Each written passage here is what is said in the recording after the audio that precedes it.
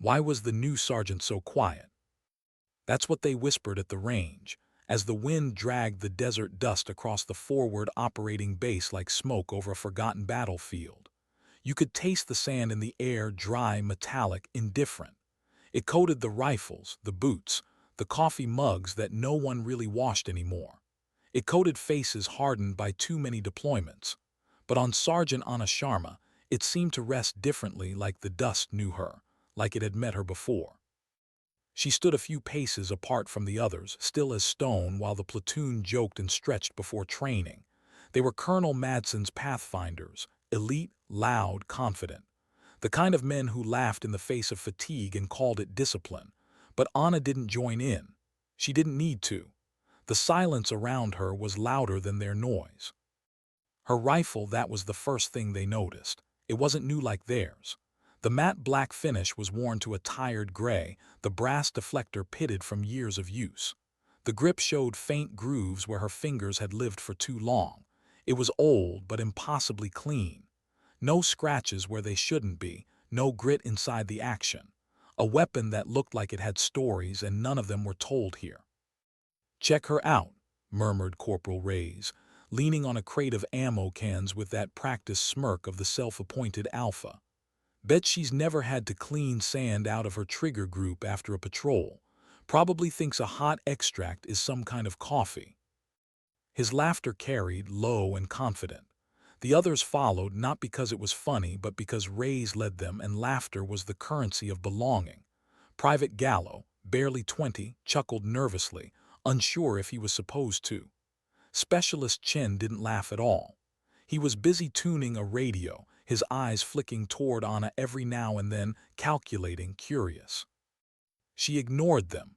The whispers rolled off her like rain on armor. She'd heard worse. Words couldn't wound her anymore, not after the kind of things she'd already seen, the kind of ghosts she carried alone. Colonel Madsen stood off to the side, arms crossed, watching with that carved-from-granite expression he wore like a second uniform. He was a man who believed aggression was clarity, that hesitation was death. And when he looked at Anna, he didn't see experience.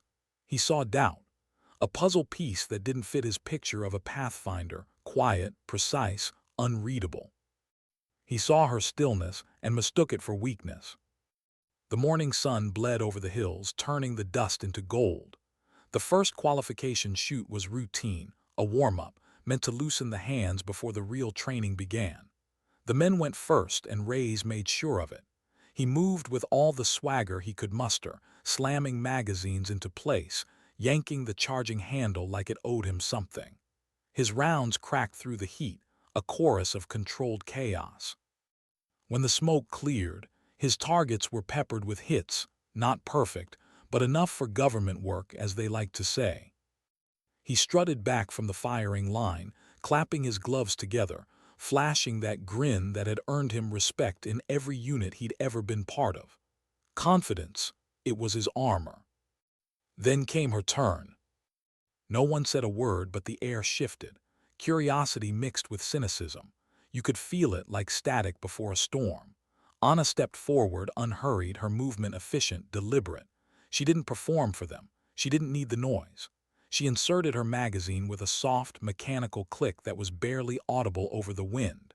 When she raised her rifle, it was with the grace of someone who'd done it more times than she'd drawn breath. Her cheek found the stock as if molded to it.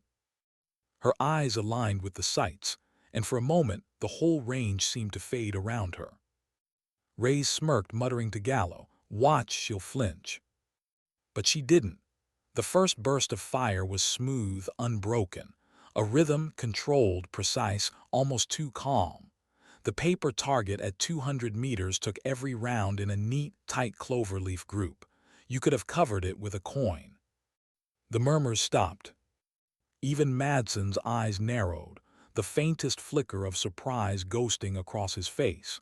He wasn't impressed yet, but something in him shifted, the first crack in his certainty. When she was done, she didn't glance back. She didn't need their approval. She just lowered her rifle, cleared it with a practiced movement, and stepped aside.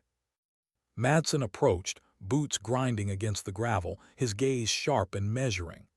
"Sergeant Sharma," he said evenly, "your file says you spent the last 18 months behind a desk. Logistics and acquisitions, correct?"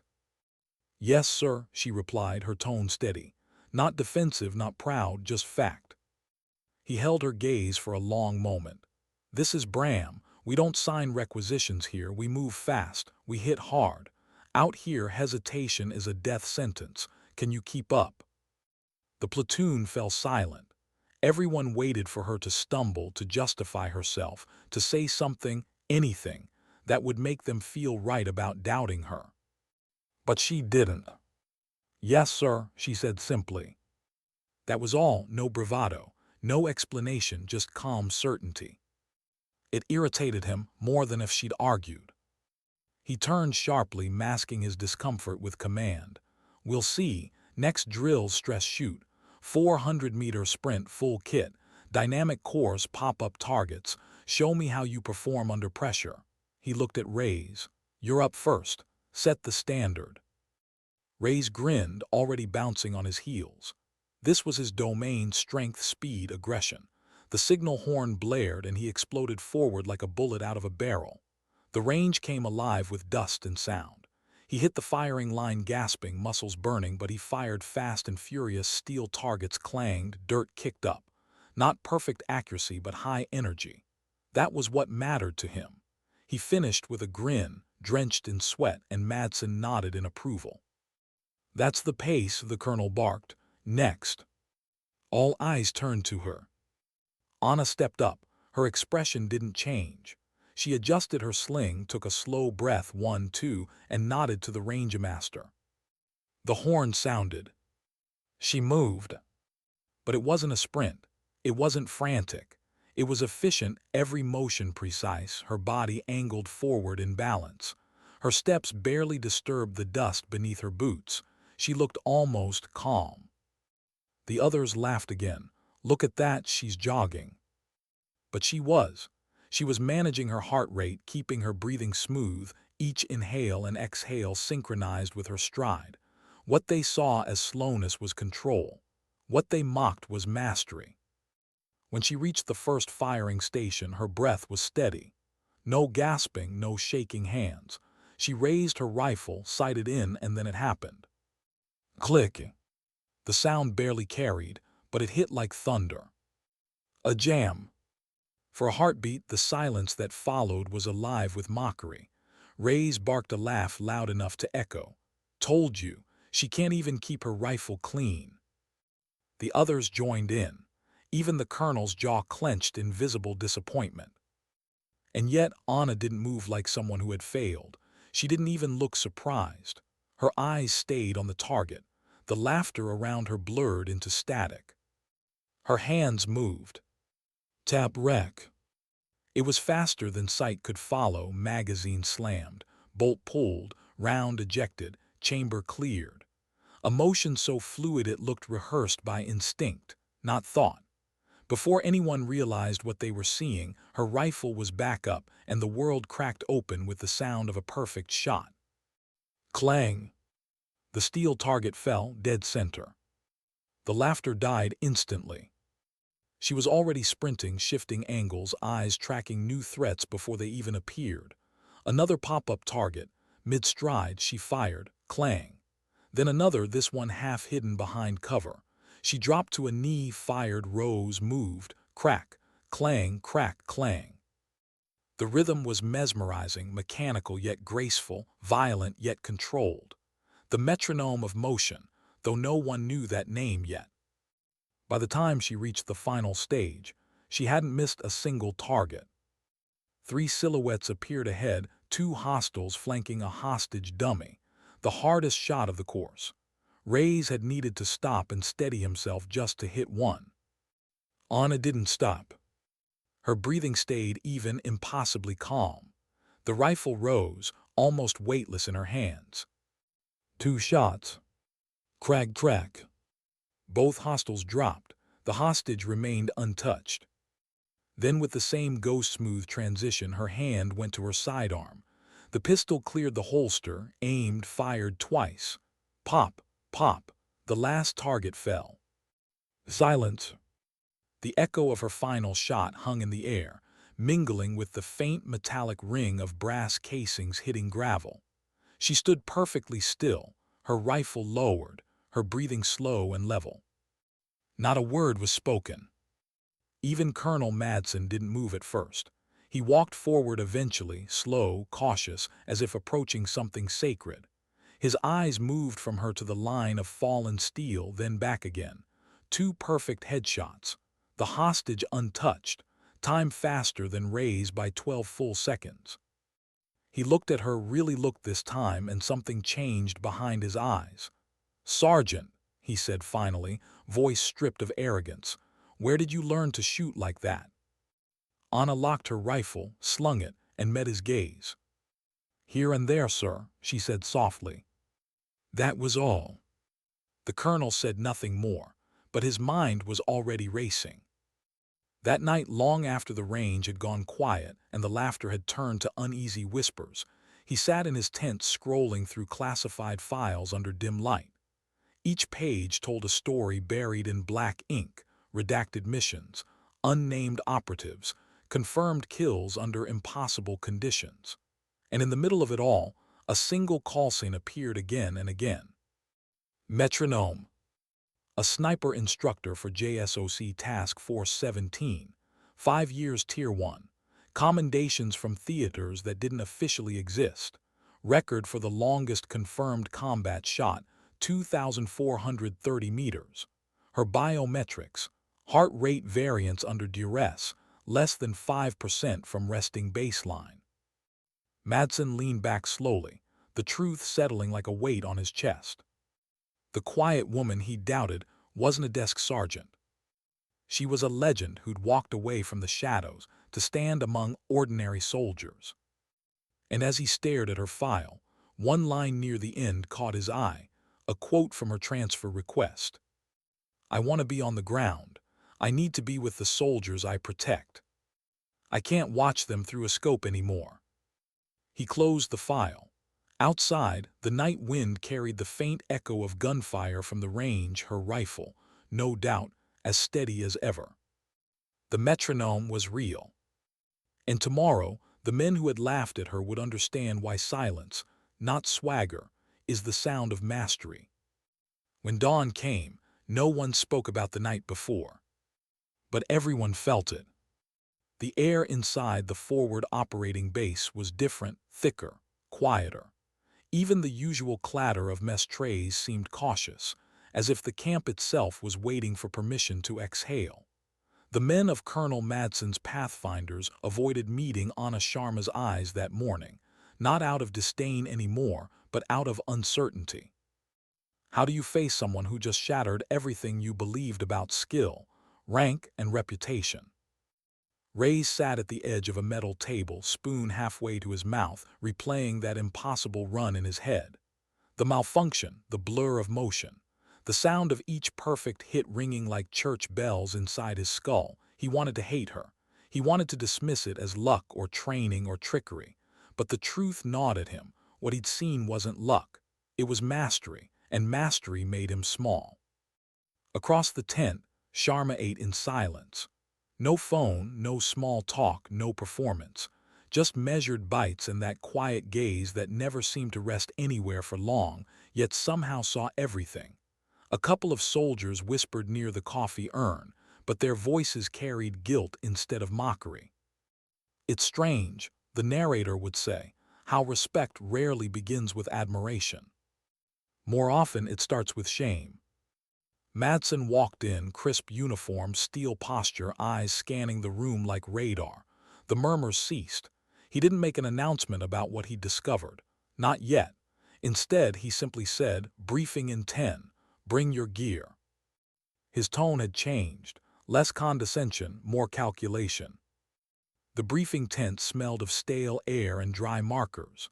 A satellite image of the valley sprawled across the canvas wall, black ink circling routes and elevation points. The colonel stood beside it, laser pointer in hand, his expression all business. "This," he said, tapping the red circle, "is Village Terk. Intelligence places a logistics convoy here, fuel and ammunition. We're going in light. Infiltrate by night, observe, confirm, and extract before dawn. No direct engagement. We're ghosts on this one." He paused, letting his words settle like dust. "We'll need overwatch, high ground north of the valley. Whoever's up there will control the mission." He scanned the faces. Ray straightened in his chair. Peterson, the platoon's designated marksman, lifted his chin, expecting the assignment. But the colonel's eyes drifted past both men and stopped on Anna Sharma. "Sergeant Sharma," he said finally, "you have the overwatch." The room went utterly still. Even the hum of the generator outside seemed to falter. Her eyes lifted slowly, unreadable. "Yes, sir." Madsen's voice softened a fraction. "Find your position. You'll have full discretion on engagement. If you see a threat, you call it. You neutralize it. The team's safety is in your hands." He didn't need to say the rest. Don't miss. When the colonel exited, the men stayed seated a moment longer, exchanging uncertain glances. No one objected, not even Ray's. The unspoken truth was heavier than any protest. No one wanted the responsibility more than her, and no one trusted anyone else to handle it better. That evening, the desert turned to glass beneath the stars. The wind carried the cold straight through the seams of their gear. Most of the platoon tried to sleep early, but one figure stayed awake, up on a flat ridge at the edge of camp. Anna lay her rifle across a weatherproof mat, disassembling it piece by piece. The M110 looked alien in the moonlight, its metal breathing silver. Each component rested in precise order: bolt carrier, trigger group, optics, suppressor. Her movements were slow, deliberate, ritual more than maintenance. She didn't think of the men below. She thought of silence, of breath, of rhythm. Her hands moved like memory. Tap, wipe, check, assemble. Every motion an act of control in a world that punished hesitation. When the bolt slid home with that clean, oiled click, she finally exhaled. Somewhere behind her, Boots approached, steady, hesitant. She didn't turn. "Coffee?" Ray said quietly. He placed a steaming tin mug beside her mat, his breath a faint cloud in the cold. For a moment he stood there, awkward in the quiet. She didn't speak, but she nodded once. That was enough. He lingered, watching her reassemble the rifle, watching the precision, the way she tested the trigger pressure with the pad of her finger. 2 pounds, clean break, every detail accounted for. "You always that calm?" he asked, voice low. "No," she said. He waited, hopping for more, but she didn't continue. The silence was its own lesson. Ray stared at the weapon lying before her, realizing for the first time that it wasn't just a rifle. It was part of her, like a second heartbeat. "Good night, Sergeant," he murmured. She gave another slight nod. He turned and walked back toward camp, the crunch of his boots fatting into the wind. When he was gone, she reached for the coffee. The warmth seeped into her fingers. For a moment she let herself feel it, the small, human comfort of something shared without words. Through the scope she studied the sleeping valley below. Every shadow, every wall, every tree line memorized. When dawn broke, that valley would no longer be abstract terrain. It would be her battlefield. And every heartbeat down, there would depend on hers. They moved before sunrise. Gear checked, radios synced, faces darkened with soot. The pathfinders moved like a shadow slipping through the bones of the mountains. Anna stayed behind them, detached, watching their progress through her scope as they disappeared into the folds of the valley. She didn't breathe fast, didn't blink much. The world through the lens was reduced to pure geometry, angles, distances, wind drift. She recorded everything: the way the light shifted on the ridge, the subtle shimmer of heat haze. Every factor fed into a single truth: she would get one chance if things went wrong. Hours passed. Then came the first whisper of static in her earpiece. "Overwatch, this is Pathfinder 1. We're in position. Movement in the compound. Multiple heat signatures." Her voice calm as ever. "Copy, I see them." Through the scope she watched the figures move, 5, maybe 6, loading crates into a truck under a torn awning. She adjusted her focus. Each movement catalogued, each weapon identified. Civilians mixed among them, complicated. Ray's voice came through again, lower now. Possible HVT confirmed. North building. Anna adjusted her elevation knob a fraction, the crosshairs settling over a shadow in a window. She felt the wind against her cheek, the faint vibration of her heartbeat syncing with her breathing. Her finger hovered near the trigger, not touching. Then static, a burst of chatter. A shape emerged on her peripheral vision, two unknowns approaching from the ridge opposite her team. 2 tangos, West Ridge, moving toward your position, she said, her voice cutting through the comms like a scalpel. Copy, Ray's whispered. She could hear the shuffle of movement, the metallic click of safeties. But then another voice, frantic, cut in. We're compromised. It happened fast, too fast. Gunfire erupted in the valley, short, chaotic bursts, the kind that told you someone had panicked first. Dust clouds rose from the rooftops. The mission, so carefully built on stealth, was collapsing into noise. Anna exhaled once, a soundless sigh, and the world slowed. Her pulse didn't spike. Her hands didn't shake. She tracked the source of fire, a rooftop muzzle flash, and shifted half a mil to compensate for wind. Crack. One shot, one figure dropped. Contact down, she murmured, already adjusting for the next. Another flash, another breath, crack. Second down. Through the scope she saw Ray's team reposition, sprinting for cover. She followed their path, scanning for unseen threats. The valley echoed with overlapping gunfire, chaos spilling like oil across the rocks. Overwatch, we're pinned, Ray's voice urgent now. She didn't answer, not yet. Her crosshairs settled on a narrow alley, 2 figures flanking, moving fast. Her scope followed.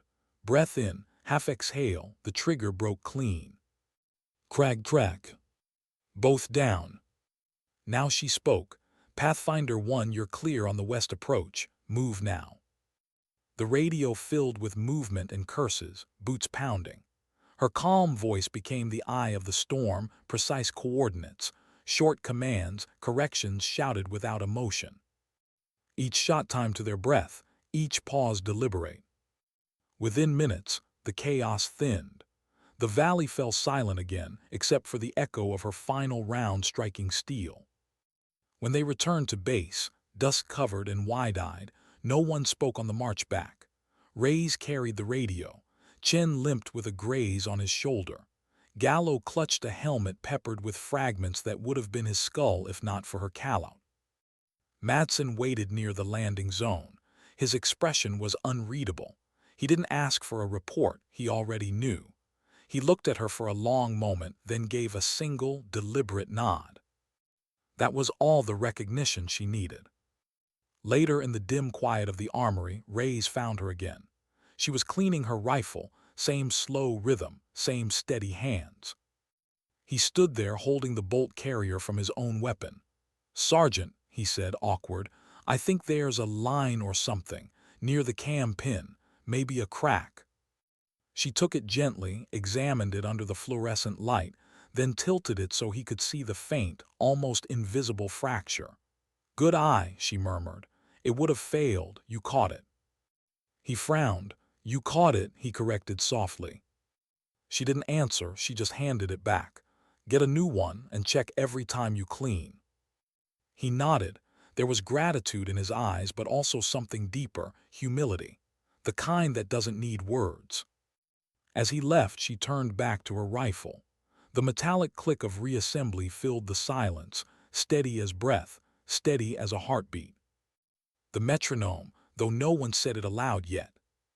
Outside, the wind carried the scent of cordite and desert dust. Inside, her hands never faltered. Because sometimes, dignity doesn't speak. It simply acts. The mission report said successful infiltration, no friendly casualties. But paper never tells the truth. Ray still heard the echo of her shots every time he blinked. clean, perfect cracks that cut through the night like lightning through silence. He felt them not in his ears, but somewhere deeper, in the place where fear and faith lived side by side. At dawn, the mountains looked almost peaceful again. The valley lay still, the wind gentle, pretending nothing had happened. The platoon trudged back into base beneath that indifferent sky, boots heavy, hearts heavier. Their gear was dusty, their eyes hollow, and somewhere in that quiet return, something had shifted forever. No one mocked her anymore. No one even tried. She was back at the range before noon, alone. The rest of the platoon caught up on sleep or paperwork, but Anna Sharma didn't rest. She set up a fresh line of steel silhouettes and began drilling slow, deliberate sequences. The rifle rose and fell, fired and reloaded, moved and fired again. Not fast, not loud, just measured. Tap, rack, breathe, fire. The rhythm echoed faintly against the concrete walls, hypnotic. That was the thing about her. Nothing she did was random. Even rest looked like discipline. From a distance, Private Gallo watched her. He hadn't meant to, he was just walking past with a box of comms gear when the sound stopped him. He'd never seen anyone move like that. Every action was so smooth, so certain, like she wasn't thinking, like she wasn't allowed to think. He stayed there too long, caught between awe and something almost spiritual. When she finally noticed him, she didn't glare or speak. She just nodded once. Permission to exist. "Ma'am, I mean, Sergeant," he stammered. "That shot yesterday, the one at 200. I swear I blinked and it was just done." Her eyes met his, calm, not cold, just deep. "You don't blink," she said simply. "You breathe." Then she turned back to the range. Lesson over. That night, Colonel Madsen called a closed meeting. Only the senior NCOs were there, but whispers bled through the tent walls like radio static. He didn't raise his voice, but his tone carried the weight of revelation. "She's not who her file says she is," he said quietly. "Task Force 17, Tier 1, call sign metronome." The words hit the room like a suppressed explosion. A Tier 1 sniper here among them. The captain sitting beside him frowned. Why would someone like that transfer to a line platoon? Madsen didn't answer right away. He stared at her record on the glowing tablet. Maybe she wanted to disappear, or maybe she's trying to remember what it feels like to be human again. The men in the tent said nothing. The truth of it was too heavy for words. Outside, the base generator hummed, and in the distance, you could hear her rifle again, steady, predictable. A heartbeat made of gunfire. The next morning brought new orders. Reconnaissance patrol into Sector 9, rough terrain, higher risk. Enemy movement spotted near an abandoned communications tower. They'd go in at dusk, gather intel, and get out before first light. As they geared up, Reyes noticed something strange. Every man in the platoon moved quieter now. No swagger, no unnecessary talk, just focus. Respect had taken root, silent and deep. When Anna arrived, helmet clipped to her vest, rifle slung tight, the group instinctively parted to make room. It wasn't formality, it was gravity. She didn't demand it, it just happened. Madsen watched from the edge of the tarmac, arms folded, a ghost of a smile on his weather-lined face. He didn't say good luck, he didn't need to. They all knew luck had nothing to do with her. They moved under a fractured moon. The desert swallowed sound, leaving only breath and heartbeat. Anna took point this time, not because of rank, but because everyone wanted her there. She didn't march. She glided, feet whispering against stone. Her rifle swept in arcs that felt more like instinct than motion. The tower loomed ahead, a broken skeleton of rusted steel. Reyes whispered through the radio, Pathfinder 1 in position, all quiet. For a moment it was. Then from the valley below, faint movement, 3 figures, 2 coordinated to be scavengers. Anna froze, raising a hand. Through her scope she saw it clearly. Rifles, formation, purpose. Not locals, she murmured. Patrol, probably scouts. Madsen's voice crackled through the comms. Do not engage, observe and report. But as the figures advanced, the desert betrayed them, a sudden gust, a clatter of loose gravel beneath Gallo's boot. The nearest scout turned, shouted, raised his weapon.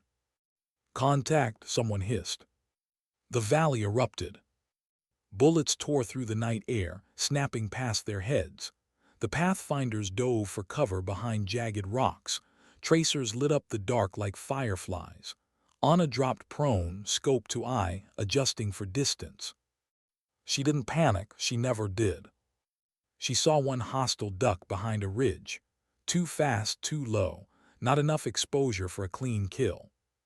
So she waited, counting in silence. 1, 2, 3. The man peeked again. Crack. Gone. Reyes shouted over the comms, left flank clear, moving. She tracked him without thinking, protecting his advance shot by shot, each round perfectly timed to his movement. Her bullets weren't just covering fire. They were punctuation, precise beats in the rhythm of survival. Then through the scope, she saw something that froze her blood. A fourth figure hadn't been there before, creeping behind the rocks above Gallo's position, rifle raised. No time to warn him. No time for second shots. She fired. The round hit center mass. The man folded silently, tumbling down the slope. Clear, she whispered into her mic, voice steady. Gallo turned, confused, only to see the body behind him. He didn't speak. He just stared, realization dawning that he'd been seconds from dying. The firefight ended as suddenly as it began. Silence rolled back over the valley, thick and ringing. Area secure, Reyes reported, voice trembling slightly. All tangos down. Anna's reply was simple. Copy, move to exfil. They vanished into the night, leaving nothing behind but the echo of breath and brass. Back at base, no one celebrated. There were no high fives or jokes, just tired nods and a strange, quiet pride. For the first time, they felt invincible, not because of ego, but because of her. Reyes sat on a crate, staring at his hands. She saved us, he murmured. Chen nodded. Yeah, and she did it without shouting once. Madsen overheard them and smiled faintly. Leadership isn't volume, he said quietly. It's precision. Later that night, Anna sat alone outside her tent. No rifle, no gear, just the open desert and the cold moon above. For the first time in weeks, she allowed herself to feel the fatigue she'd been holding at bay. Her hands trembled slightly, not from fear, from memory. The sound of a mortar, the scream of metal. A man's voice on the radio that had cut out mid-sentence. Her spotter. She saw it again, that last day before she'd left Task Force 17. The explosion, the silence afterward. And then the unbearable stillness through the scope, her hands steady while her world had collapsed. That's what haunted her most, not the death but her composure. How calm she'd been, how the metronome inside her had never faltered, even as everything else had. She closed her eyes, exhaled slowly, and for a moment the rhythm returned, heartbeat steady, breath even, the ghost of training that had become both her gift and her curse. Then a voice broke the quiet. Sergeant. Ray stood there, hesitant again, holding something small in his hand, a folded piece of cloth. You dropped this, he said. It was her patch, the old unit insignia she'd torn off weeks ago. He held it out, unsure if he should. She took it, eyes softening for just a heartbeat. Thank you. He hesitated, then asked, that day at the range when the rifle jammed, were you scared? She smiled faintly, the first real smile he'd ever seen from her. Always, she said, but fear's just noise, you learn to count between it. He didn't understand it fully, but he nodded anyway. Because he believed her. When he walked away, she unfolded the patch. The thread was frayed, colors faded, an emblem of ghosts. She tucked it into her pocket, not to remember but to forgive. The wind whispered across the base, carrying with it the faint metallic scent of gun oil and sand.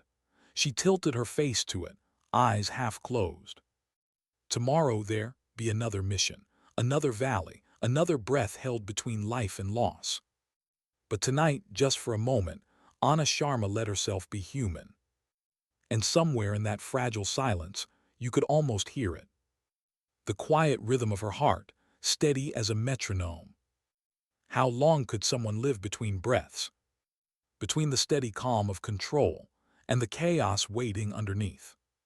For Sergeant Anna Sharma, the answer was, as long as duty required. The morning after the Sector 9 ambush, the base woke to a brittle silence. No music from the mess hall, no laughter from the motor pool. The Pathfinders moved like ghosts through their routines, sharper now, quieter, a unit reshaped by one woman's calm. They called her ma'am sometimes by accident, out of respect. Even Rays, who once mocked her, now spoke her name with care, like something fragile that could cut if handled wrong. Madsen noticed the shift, and though he'd never admitted aloud, he felt something he hadn't felt in years: trust. The kind that doesn't come from orders but from proof written in blood and precision. That afternoon, the colonel summoned her to the ops tent. The air inside was thick with radio chatter and heat from too many machines. Maps littered the table, edges curling, dotted with red marks and hand-drawn routes. Madsen didn't look up immediately. He was reading a report, one stamped top secret in faded red. When he finally met her eyes, his tone was measured. Intel just came in from division. Enemy supply hub confirmed in the Arkan Pass. If we take it out, we cut their logistics chain for a month. He paused, then added, they want a small team, fast, surgical, off the books. You'll take Overwatch again, but this time it won't be defense. You'll be eyes and trigger. Anna didn't flinch. When? Tomorrow night. He hesitated, then set the file in front of her. The cover page carried an image, grainy satellite view, heat signatures glowing faint red. Around the perimeter, civilians, women, and children. Her jaw tightened. Collateral risk. High, Madsen admitted. That's why you're on it. If anyone can make those shots clean, it's you. She nodded once, but her silence carried more weight than any promise. That evening the sky burned gold as the sun bled out over the ridgeline. In the armory she cleaned her rifle in total quiet. The other Pathfinders moved around her, prepping gear, checking optics, whispering coordinates. But no one disturbed her corner. The rhythm of her movements filled the space, metallic clicks, the soft brush of cloth over steel. Tap, wipe, check, breathe. Rays leaned against the doorway, watching. You ever get tired of that? He asked finally. She looked up, eyebrow raised. The cleaning, he clarified. Seems like you do it even when it's already perfect. She smiled faintly. That's the point. He thought about that for a moment, then nodded. He understood more than he used to. It wasn't about obsession, it was about control. When the world outside turned unpredictable, the weapon was certainty, and certainty kept people alive. They launched just past midnight. 5 men, 1 woman, a moonless desert stretching endlessly in every direction. The Chinook dropped them miles from the target, too far for sound to betray them. The rest they covered on foot. The wind was cruel, carrying sand that stung exposed skin and whispered through their gear. But Anna moved like she always did, steady, deliberate, unhurried, every step in rhythm with her breath. Rays followed close behind, matching her pace. He stopped trying to outwalk her weeks ago. Now he simply mirrored her movement, finding comfort in that cadence. Chen whispered into the radio, 2 clicks to the pass. Thermal shows movement. Anna raised her hand. Halt! They dropped low, blending into the earth. Through her scope she saw the glow of campfires, the shimmer of tents made from salvaged tarps, trucks, ammunition crates, but also smaller figures, children running between the shadows, women carrying water. It wasn't just an enemy hub, it was a village. She lowered the rifle slightly. Her stomach turned, not from fear but memory. Another place, another night, her spotter's voice in her ear whispering wind speeds. Then the explosion. Then silence. She closed her eyes, not now. Madsen's voice crackled in her headset. Confirm visual. We need coordinates for the strike drones. Her finger hovered over the transmit switch. She looked again through the scope, at the children, the women, the crates that glowed faintly with fuel. One wrong coordinate and they'd all burn. She took a slow breath. Negative strike authorization, she said. Civilians in grid 86 Charlie. Static, then the colonel's low reply. Say again. You drop there, you hit non-combatants, she said firmly. Recommend ground infiltration instead. There was a pause, long, heavy. Then understood, proceed at your discretion. She exhaled, relief hidden behind professionalism. Copy, moving. They split into two elements, rays with 3 men circling wide to plant charges, Anna establishing overwatch from a rocky ridge overlooking the camp. Through her scope she watched the world breathe, the shimmer of heat off the sand, the faint flicker of flames against canvas. She counted targets, logged their patrol routes. Time crawled in quiet intervals measured by her heartbeat. Then motion. A guard stepped out from a tent she hadn't seen before. Not armed, just a young man, maybe 20, adjusting his belt, yawning. He turned directly toward where Ray's team crouched behind a crate. Anna's finger went to the trigger. She hesitated. He wasn't hostile yet, not until he shouted, not until his eyes widened. He opened his mouth. Crack.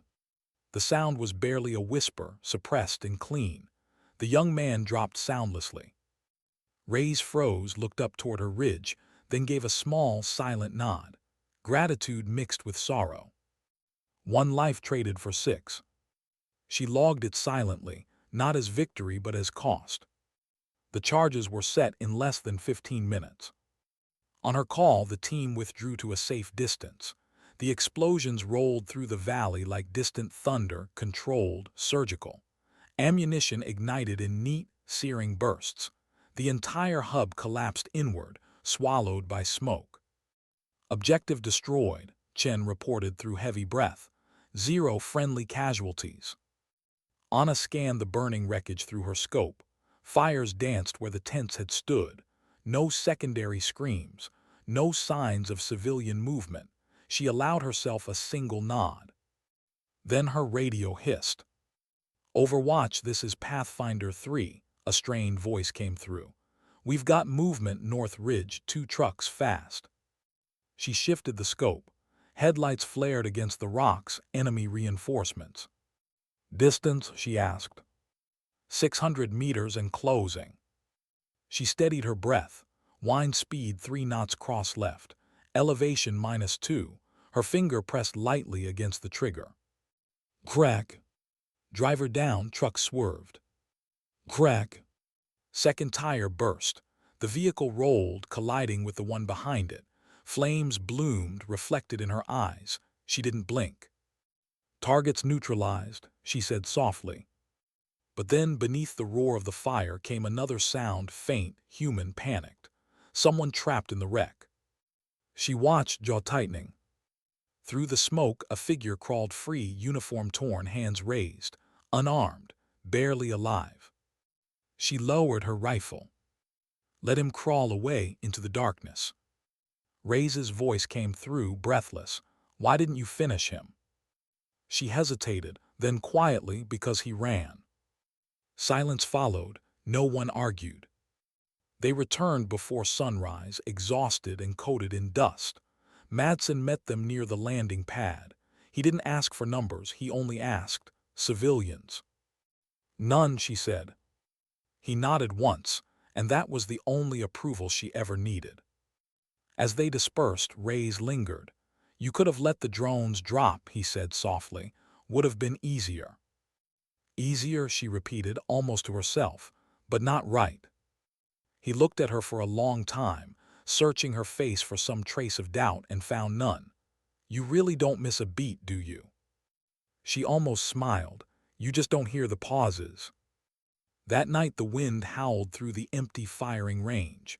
She sat there alone again, her rifle beside her, staring into the desert.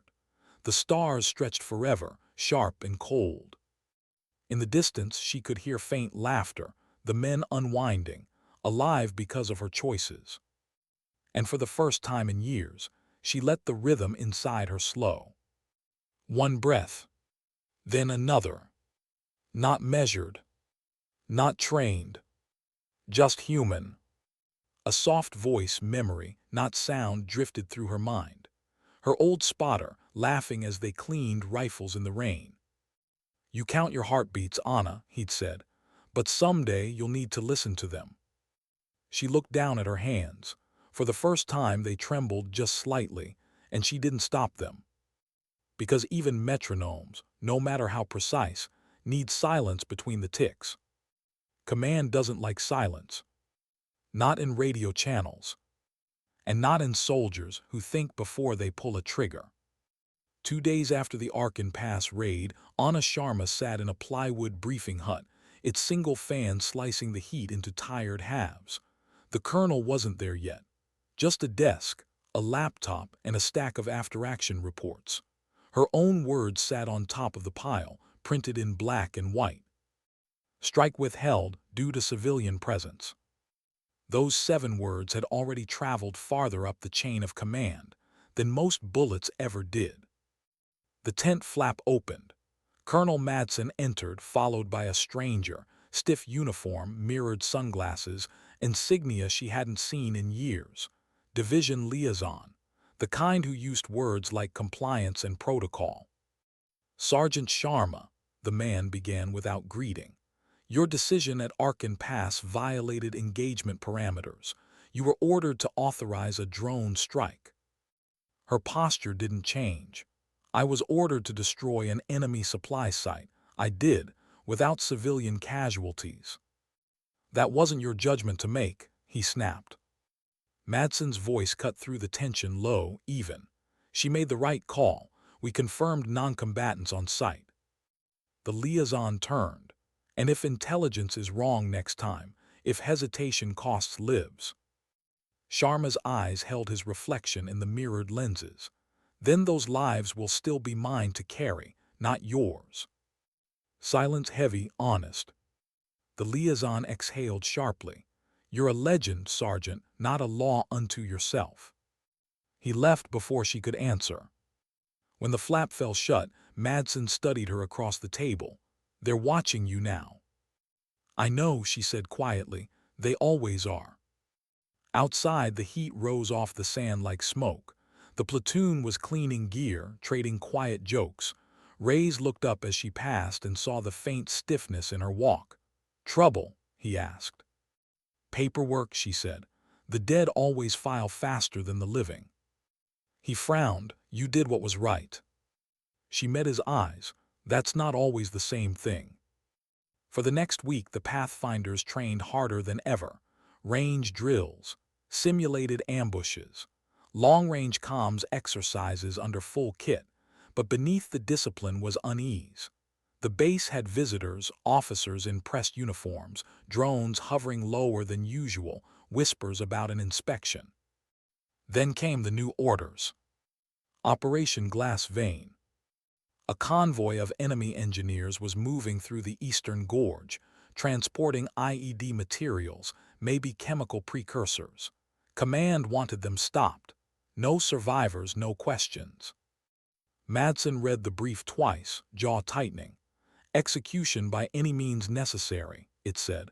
Collateral acceptable within 5% margin. He closed the file. They're testing you, he told her later, outside the command tent.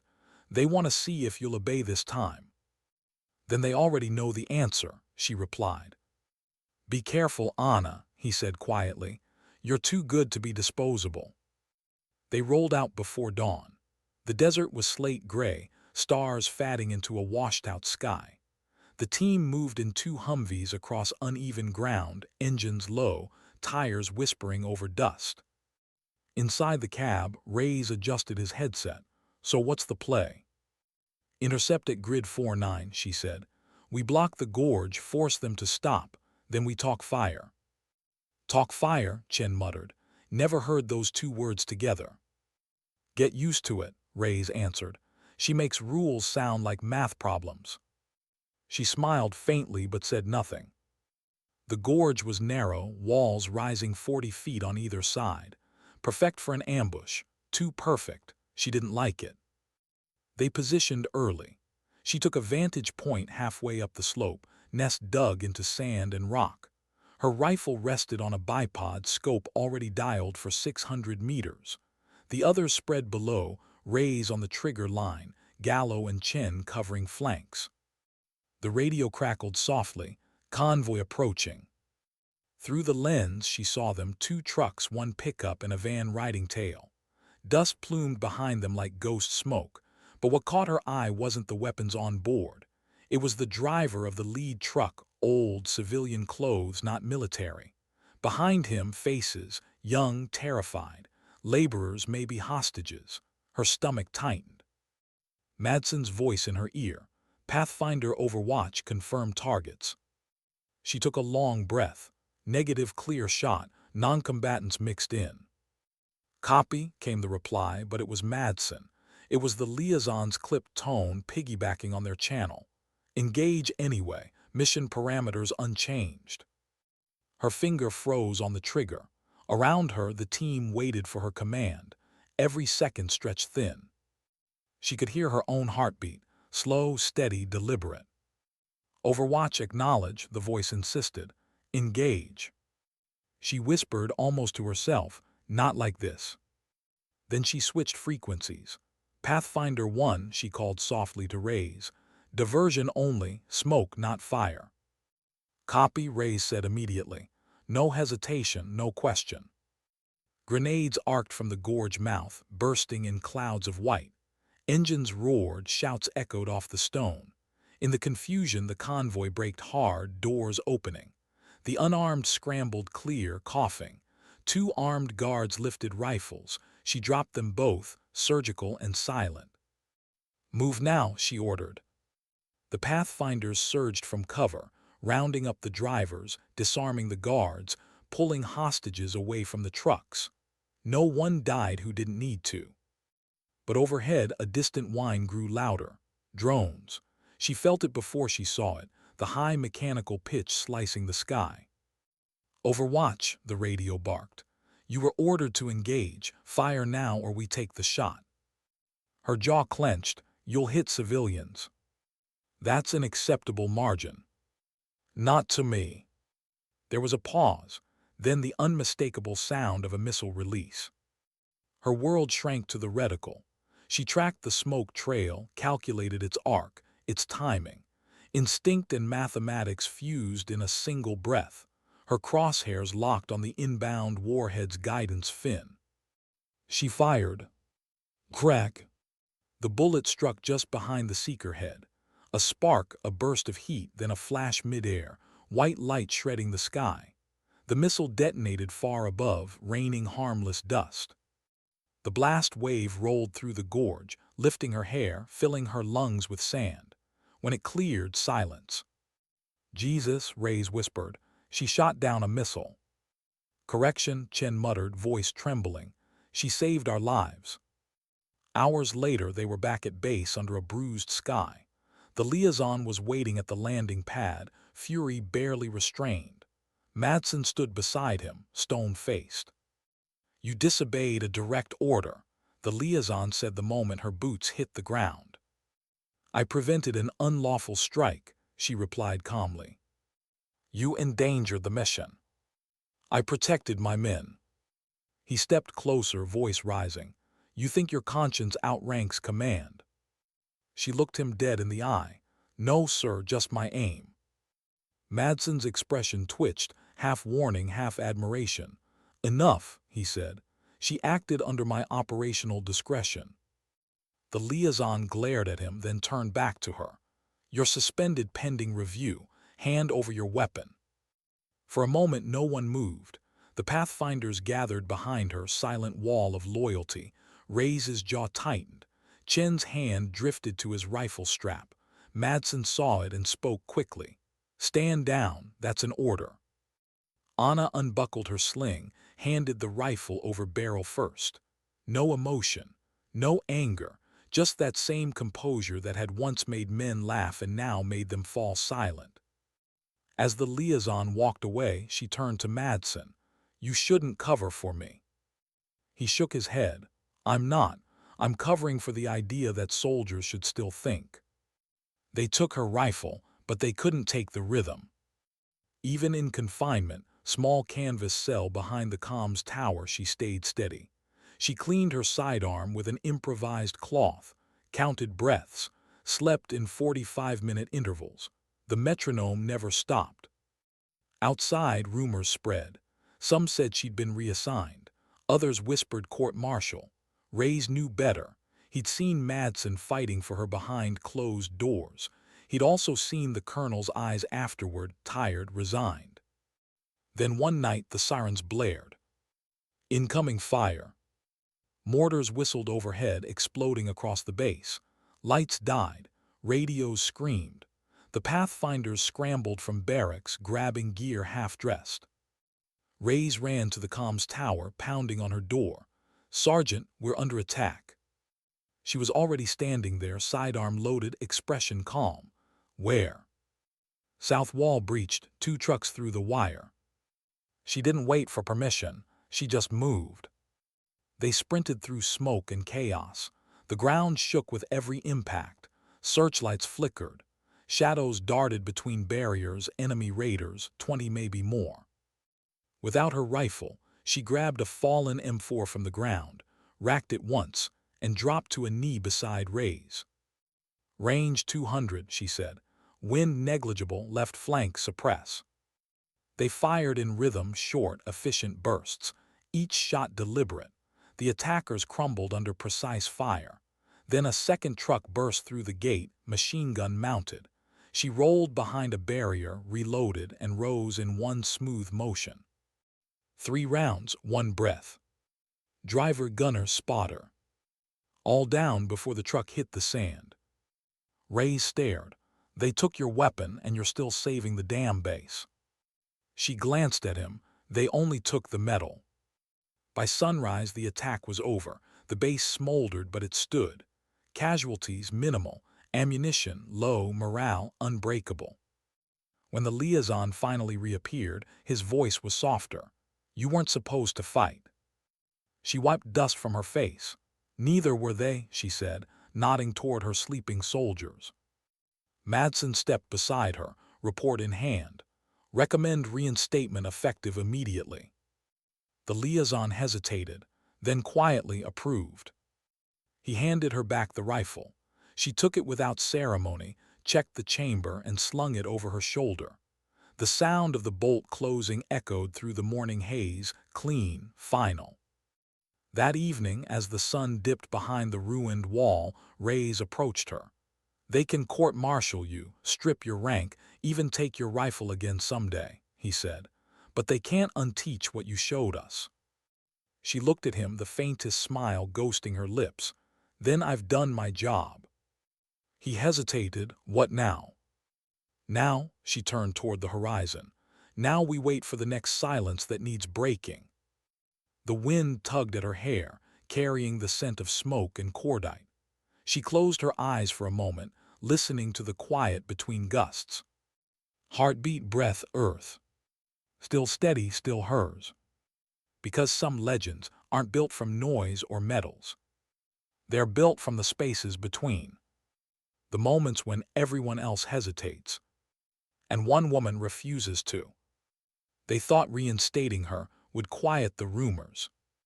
But legends don't stay quiet. They echo. By the end of the week, every unit on the forward operating base had heard the story. The suspended sniper who saved the base with a borrowed rifle. They whispered her name like it was code, half reverence, half disbelief. Some called her the metronome now, though most didn't know what it meant. They just knew she was steady when no one else was. Anna Sharma didn't care about the nickname. But she did notice how men who once looked past her now stood taller when she entered the room. Respect changes posture before it changes hearts. Colonel Madsen summoned her the next morning. The air inside the ops tent was heavier than usual. No maps this time, no chatter. Just a single sealed folder on his desk, stamped Tier 1 clearance required. He gestured for her to sit. "I don't like this," he said. "Then don't approve it," she replied. "I don't have a choice," he said. "Neither do you." He slid the folder toward her. The label read, Operation Sable Line. Below it, Joint Tasking, JSOC Liaison Support. Her stomach tightened. JSOC. The world she'd left behind. The world she'd buried. "They're requesting you specifically," Madsen said quietly. "Not the unit, you." She didn't open the file right away. "Why now?" He hesitated, then sighed. "They've lost contact with a covert advisory team embedded near the southern ridge. Their Overwatch element went dark. Your old unit was supposed to extract them." He looked at her, eyes hard. "They didn't make it." The tent seemed smaller suddenly. The air thicker. Her voice was barely a whisper. "Who was lead?" Madsen didn't answer. He didn't need to. The silence said enough. Her old call sign felt heavy in the air between them. Metronome. That night she sat alone at the edge of the base. The desert wind was cold, carrying traces of burnt cordite and distant diesel. The stars were sharp enough to cut through thought. She stared at the folder on her lap, unopened. She already knew what it said. Coordinates. Hostages. A name or two she hadn't spoken in years. She opened it anyway. Inside, a list of missing operatives. Half redacted. One name visible. Major Ethan Ward. Her old commanding officer. And the last man who'd ever called her partner. She closed the folder, exhaled, and whispered, "Of course it's him." At dawn, Madsen briefed the Pathfinders. "Command wants one of ours to assist the rescue operation," he said, scanning the room. "She'll be going alone, liaison capacity. The rest of you stand by for QRF support." Reyes looked up sharply. "She's going alone." Madsen's tone left no room for argument. "Orders." Reyes looked at her. "You trust them?" She met his eyes. "I trust my rifle." It wasn't bravado, it was the truth. The helicopter left before sunrise, slicing through the pale morning haze. Inside, Anna sat opposite two operators in unmarked gear, faces hidden behind NVGs, patches stripped bare. They didn't speak to her. She didn't expect them to. Trust didn't come with the uniform.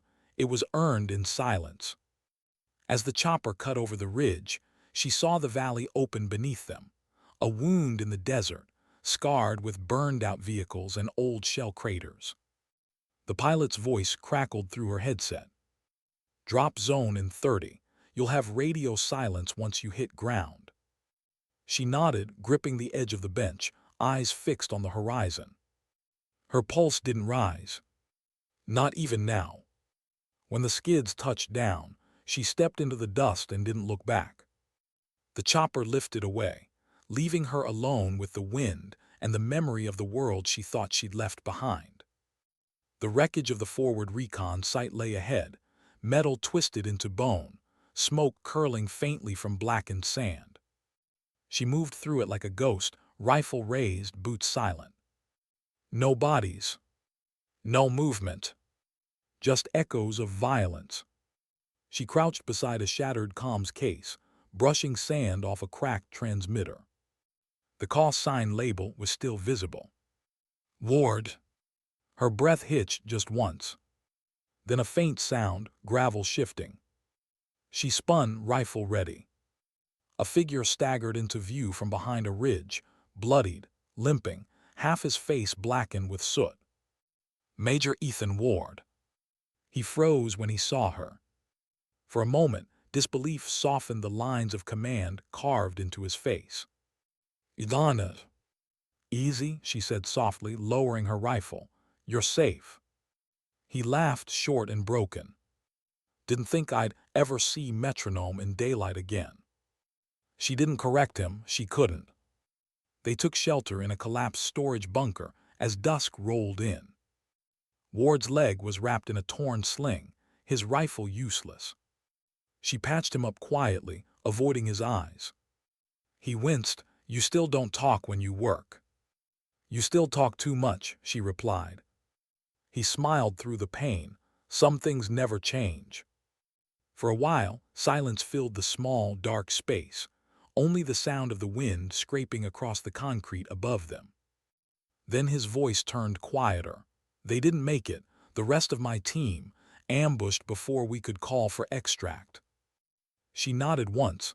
"I saw the convoy wreckage." He looked at her, guilt in his eyes. "We shouldn't have been here. This mission, it wasn't clean. They were using local assets, blending civilians into supply chains. Command didn't care." "I know," she said simply. He frowned. "You always know, don't you?" She didn't answer. The memory of the Arkan Pass flickered behind her eyes. Civilians fire. The difference between doing your job and doing what's right. Ward leaned his head back, closing his eyes. "They told me you left because of me." She paused mid-motion. "That's not true." "Then why?" he asked quietly.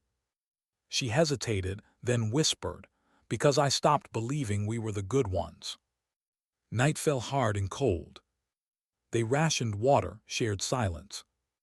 Outside, faint lights flickered in the valley, enemy patrols searching the wreckage. They'd have to move before dawn. He broke the quiet again. "You could have taken the easy path, stayed behind a desk." "So could you," she replied.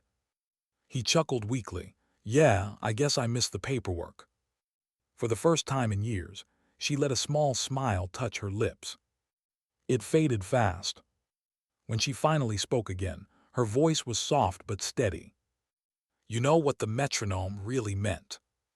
He looked at her. Steady heart rate, controlled breathing, the perfect soldier. She shook her head. It wasn't about control, it was about endurance. Counting beats when everything else fell apart. He studied her face. Lines deeper, eyes harder, but still the same quiet soul he'd once trusted with his life. He said nothing more. They moved before dawn. Ward limped, leaning on her shoulder. She scanned every ridge, every shimmer of movement in the distance. Her rifle was up before thought, guiding itself. Then voices, foreign, close. She pulled him down behind a rock outcrop, motioning for silence. 5 silhouettes appeared through the haze, rifles slung, flashlights sweeping the wreckage. "Search team." She waited. Let them come closer. Patience, her oldest ally. When the lead man knelt to inspect a scorch mark, she exhaled. Crack. He fell. Crack. Second down. The remaining 3 scattered. She shifted position, guiding Ward with a quiet push toward cover. Her movements were fluid, mechanical, but her eyes were different now. They weren't calm. They were cold. 3 more shots, 3 bodies fell. Silence again. Ward stared at her, breathing hard. "You still count between the shots." She gave a faint, almost sad nod. "Always." By midday, they reached the extraction point, a plateau of cracked stone overlooking endless sand. No chopper. No signal. Ward cursed softly. They said 1,500 hours. She checked her watch. It's 16:20. A shadow passed over the ridge. Then another. Not helicopters, drones, recon models, military grade. She aimed her scope, heart sinking. Each one bore U.S. markings. Ward saw her expression. "They're tracking us." They think we're compromised, she said. He exhaled slowly. So this is how it ends, huh, Tidy? No, she said, not yet. She pulled the radio from her vest, switched to a coded channel Madsen had once given her, one reserved for emergencies too complicated for command. Pathfinder Actual, this is Overwatch. Authentication Bravo 27. We're alive. I repeat, alive. Need immediate extraction South Ridge. Coordinates transmitting now. Static, then Ray's voice, sharp and clear. Copy that, Overwatch. Hang tight, we're coming. She exhaled just once. Told you, she said to Ward. Not yet. They waited an hour, then another. Each minute stretched like wire. Finally, a faint hum broke the horizon. A Chinook moving fast, low, its rotors churning the desert air. When it landed, Ray's was first out, dust in his hair, eyes wild with relief. Took you long enough, she said as he reached her. Traffic, he grinned, then saw Ward. Who's the VIP? Old Ghost, she said. We're bringing him home. He nodded without question. That was the thing about trust. Once earned, it needed no explanation. They lifted off as the sun began to set. Below, the wreckage of the recon site burned faintly in the distance. Ward leaned against the cabin wall, eyes half closed. You could have left me, he murmured. She looked at him, voice soft. That's not what we do. He smiled faintly, still counting. Always. Hours later, back at base, the medical team rushed him to triage. She stayed behind, watching the helicopter blade slow to a stop, her reflection fractured in the glass. Madsen appeared beside her. You did good. She shook her head. I did my job. He studied her for a moment. Sometimes those are the same thing. But she didn't answer. Her eyes were distant, fixed on the horizon where the desert met the dark. Because somewhere out there, she knew, the silence wasn't done testing her yet. The metronome still ticked. And it was getting louder. Some silences don't protect. They poison. The morning after the rescue, the base woke to radio static and whispers.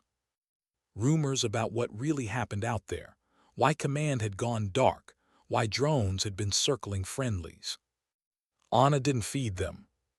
She just walked through the camp like always, quiet, steady, unreadable. But those who'd served beside her felt it. Something in her rhythm had changed. The beats were still there, but there was a new hesitation between them. Doubt, or maybe grief. Major Ward was alive, but barely. They said he'd pulled through surgery, shrapnel removed, infection contained.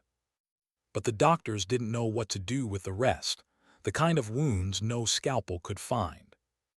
Colonel Madsen called her into the operations tent again, late that night. The place was empty, except for a single lamp and a folder on the desk. I read the debrief, he said. She nodded. Then you know we were compromised. He didn't look up. Compromised how? She hesitated. Those drones weren't enemy. They were ours. They were locking on us. Madsen's jaw tightened. I know. That stopped her. You knew. He closed the folder. I didn't say that, but I know the pattern. Someone wanted a clean slate. No survivors, no witnesses. Her voice was low. Why? He looked at her then, tired eyes, the kind that had seen too much and trusted too little. Because truth doesn't fit on paperwork. Later, she found Ray's sitting on a sandbag wall outside the barracks, cleaning his sidearm under the dim security lights. You good? He asked. She sat beside him, staring at the ground. Define good. He smirked, breathing. She shrugged temporarily. He set the gun down. You saved Ward. You saved all of us.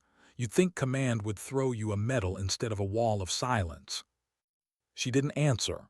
The silence stretched between them until it became heavy.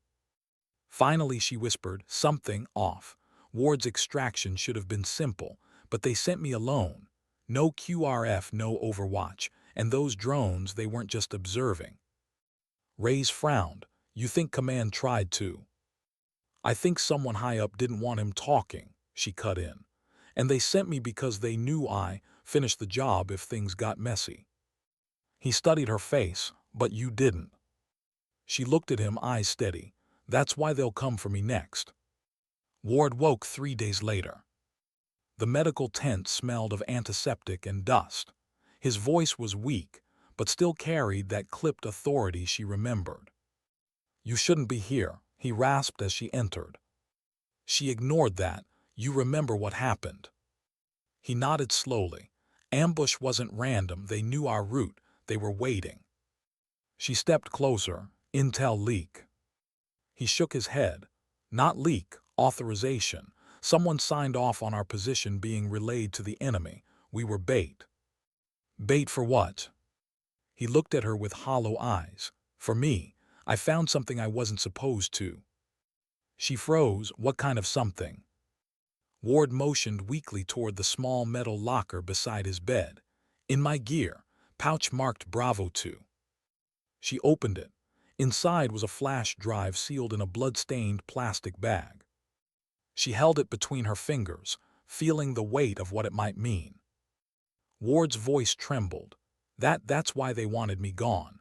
That file proves what I've been saying for months, civilian supply routes being used as shell fronts. Command knew.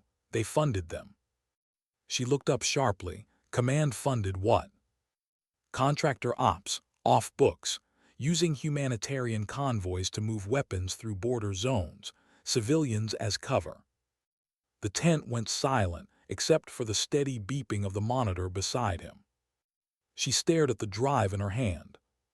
That one small piece of plastic carried more truth than any metal, any rank, any oath. What do you want me to do with it? She asked quietly. He smiled faintly. What you always do, the right thing. That night she didn't sleep. She sat at her bunk, staring at the flash drive on the table under a dim bulb. The file was encrypted. She didn't need to open it to know it was real. Her mind ran through every possibility. Report it to Madsen, risk his career. Send it to the press, she'd be labeled a traitor. Destroy it, pretend none of it existed. But her hands kept tracing the edges of the drive, over and over. The same rhythm, the same count.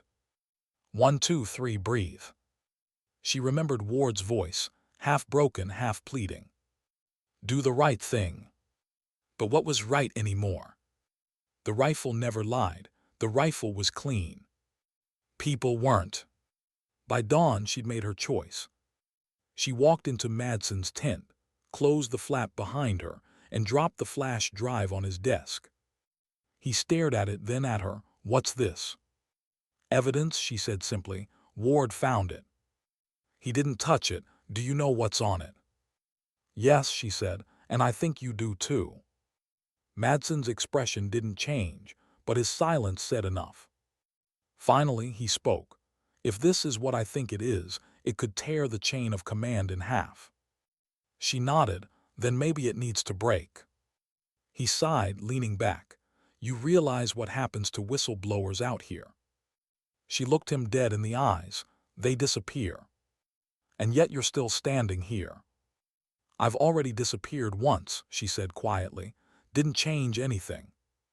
He exhaled, long and slow, then slid open a drawer and pulled out a small black case, a satellite transmitter. You didn't get this from me, he said. It links to an encrypted channel outside command. Use it only once. She took it, their eyes meeting for a long, heavy second. Why are you helping me? Madsen looked away. Because I used to believe in the same things you still do, and I'm tired of being wrong. That night the storm came. Wind howled across the camp, turning sand into mist. Visibility 0. Perfect cover for what she was about to do. She moved through the compound in silence, hood up, rifle slung, transmitter tucked in her vest. Every camera blind spot memorized, every step timed to the patrol shift. She reached the old comms tower. its top flickering with static blue light from the lightning beyond. Inside, the hum of machinery was almost soothing. She connected the flash drive to the uplink, powered the transmitter, and waited. The screen flickered. Then a voice crackled through, distorted but human. Receiving uplink, identify source. She hesitated only a second. Metronome. There was a pause, then a faint laugh. Didn't think you were real. Neither did I, she said. Transmit data. You'll have 30 seconds before they trace. She hit send. Progress bar. 10%. 40%. 71%. Then alarms. Red lights flooded the tower. Someone had tripped the system. Her comm buzzed, Madsen's voice tense. They're onto you, cut the feed. Negative, she said. It's almost through. Sharma. 90%. 95%. 100%. Transmission complete. She yanked the drive free and turned just as the door burst open. 2 MPs stormed in, rifles raised. Sergeant Sharma, drop your weapon. She didn't. She just stared at them, chest rising slow, deliberate. Tell command, she said evenly, the file's already gone. They cuffed her, dragged her out into the storm, sand whipping against her face. She didn't fight it. Didn't speak. Didn't look back. Sometimes silence is its own kind of defiance. They locked her in the same canvas, holding tent she'd known once before. Hours passed, maybe more. Then the flap opened again. Madsen entered, rain dripping from his jacket. They're furious, he said. You made half the chain of command look dirty. Were they? She asked. He gave a small, tired smile. Probably. She studied his face. What happens now? He hesitated. They're calling for transfer, quiet discharge, medical evaluation, but the file's out. Someone's already leaked snippets to a civilian outlet. They can't bury it anymore. She nodded slowly, then it was worth it. Madsen looked at her for a long time. You know, for someone they said had no emotions, you sure feel too much.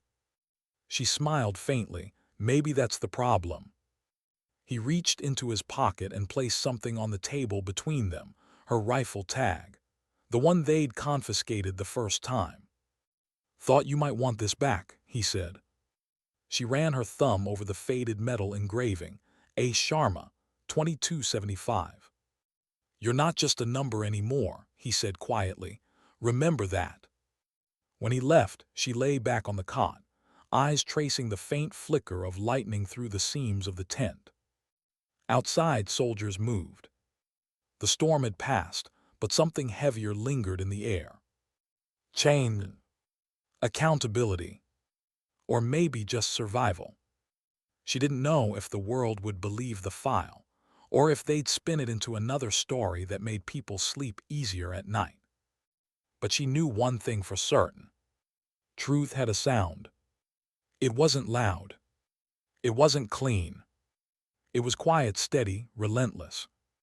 Just like the click of a bolt sliding home.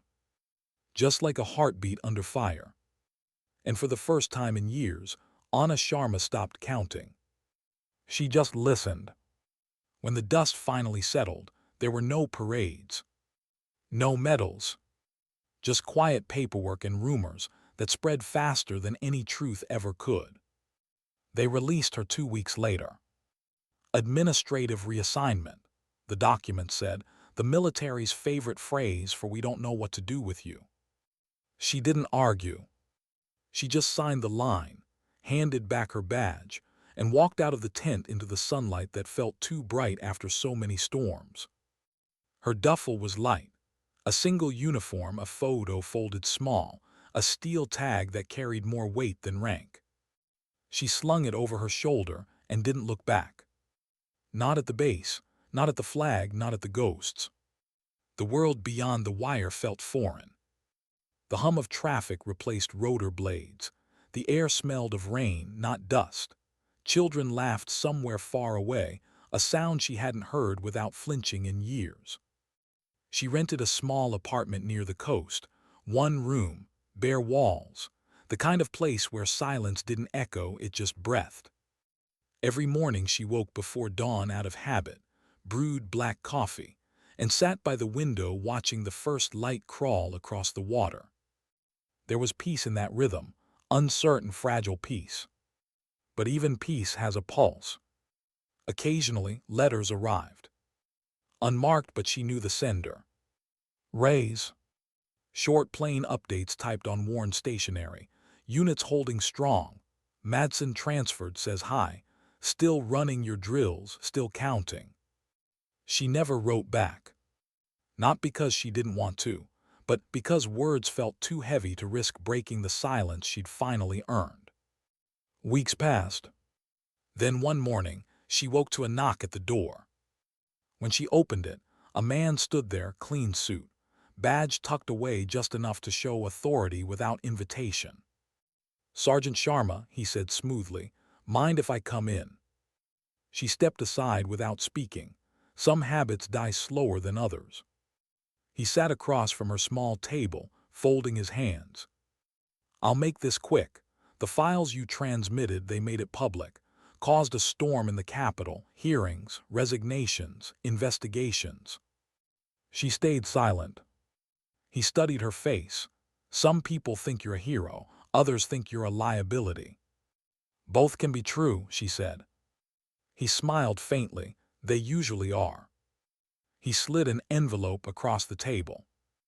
Inside is an offer, civilian advisory position, oversight on operations reform. It's an attempt at balance. She didn't touch it. "Balance," she repeated quietly. "That's a word people use when they don't want to choose." The man's expression didn't change. "Think about it. You can still make a difference." She looked out the window, gulls circling over gray water, waves breaking in calm precision. "I already did," she said softly. He left. The envelope stayed unopened. By evening, she burned it on the balcony, watching the paper curl and blacken in the wind. Ash drifted like snow. For the first time in years, she felt weightless. Later that night, she went down to the shoreline. The sand was cold beneath her boots, the tide whispering against the rocks like something alive. She closed her eyes and listened. Wind, water, heartbeat. No gunfire. No radio calls. Just the faint hum of the world continuing without permission. She crouched, picked up a small stone, turned it over in her hand. Its surface was smooth, polished by time and friction, the same way soldiers were polished by loss. She let it drop back into the surf and whispered to the dark, "You can stop counting now." But peace, even the fragile kind, never lasts forever. A week later, she woke to find a letter slipped under her door. No stamp, no signature. Just her old call sign written in block letters, metronome. Inside was a single photo. Ray's standing with the new Pathfinder's unit. Behind him, a woman in desert fatigues, a new sniper, fresh-faced, steady-eyed. On the back of the photo, 3 words written in Ray's scrawl. "They still listen." She read it twice, then smiled, small, honest, rare. Because that was enough. Months passed quietly. She took odd jobs, range instructor, civilian consultant, anything that let her keep her hands busy. She rarely spoke about the past, but people noticed her composure. The way she taught breathing before shooting. The way she told her students, "Control isn't about stillness, it's about deciding when to move." Some listened, some didn't, but all remembered her voice, calm, patient, unshakable. The kind of tone that made chaos feel small. One afternoon, a young woman lingered after class, nervous, biting her lip. "Ma'am," she said quietly, "is it true you once jammed your rifle mid-run and still hit every target?" Anna looked up from the bench where she was cleaning her scope. "That's what they say." The girl smiled shyly. "Is it true?" Anna paused. Then softly, the rifle jammed, that part's true. The rest depends on how you define a target. The girl looked confused, but Anna's smile held no mockery. Sometimes the target is what's in front of you, she said. It's what's behind you, waiting to see if you'll stop. The girl nodded slowly, unsure, but Anna could tell she'd remember it later. Because the best lessons don't make sense until they have to. That night, Anna returned to the range after everyone left. The air smelled faintly of gun oil and rain. She stood at the line, rifle in hand, and aimed at the farthest silhouette under the floodlights. Her breath was steady, her pulse slow, but she didn't fire. She just lowered the rifle, smiled faintly, and whispered, "You've done enough." The lights flickered out behind her, and for once she didn't count the seconds between. A few weeks later, Reyes visited unannounced. Civilian clothes, beard a little thicker, smile the same. "Thought you'd gone quiet," he said, stepping inside. "Figured that was dangerous." "I prefer it that way," she replied, pouring him coffee. He held it without drinking. "They're nomming a training center after the Pathfinders, wanted to include you. I told them you hate that." "Good," she said. He chuckled. "You know I still hear your voice when I line up a shot. It's annoying." She arched an eyebrow. "You still miss left." He laughed occasionally. Silence followed, warm, not heavy. Shared history without need for words. Finally, he said, "You know, for someone who keeps running from war, you sure left a lot of it better than you found it." She didn't answer right away. "Then maybe that's all any of us can do. Leave the noise a little quieter than we found it." He nodded, understanding. "Take care, metronome." She looked up, faint smile in her eyes. "Name, Anna." He grinned. "Yeah, took the world long enough to remember." When he left, she stood by the window, watching the last of the daylight fade. Somewhere far out over the horizon, a faint boom echoed, naval gunnery practice maybe, or thunder. She didn't flinch. Instead, she whispered, "Good luck out there," though she wasn't sure if she meant him, or the next soldier, or the world itself. Time passed quietly after that. No more letters. No more calls. Just the slow rhythm of living. But sometimes, late at night, she'd hear the wind shift and swear she could still feel it. The heartbeat of the field, the pulse of command radios, the unbroken rhythm of 1,000 stories still unfolding in deserts and mountains and skis she once called home. And in those moments, she'd close her eyes and smile. Because she finally understood. She was never fighting to win. She was fighting to matter. To prove that grace could exist in precision. That mercy could wear camouflage. That strength could whisper. One evening, as the tide receded, she walked down to the shoreline again. The sun was low, the sea calm, the world quiet. She reached into her pocket and pulled out the old steel tag, the one with her service number. The edges were worn smooth now, engraved letters fatting. She stood there for a long time, turning it in her palm.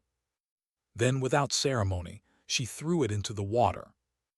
It spun once in the air, caught a glint of dying sunlight, and vanished beneath the waves.